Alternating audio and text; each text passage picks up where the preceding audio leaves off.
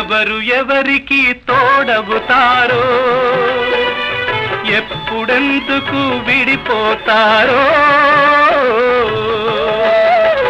మమతను కాదని వెళతారు, మనసే చాలని ఉంటారు. ఎవ్వరి పయనం ఎందాకో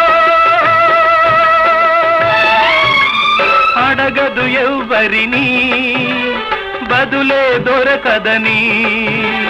అడగదు ఎవ్వరిని, బదులే దొరకదని. కడుపు తీపికి రుజువేముంది, అంతకు మించిన నిజమేముంది.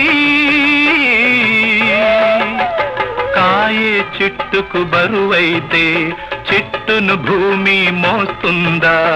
ఇప్పుడు తప్పును తెలుసుకొని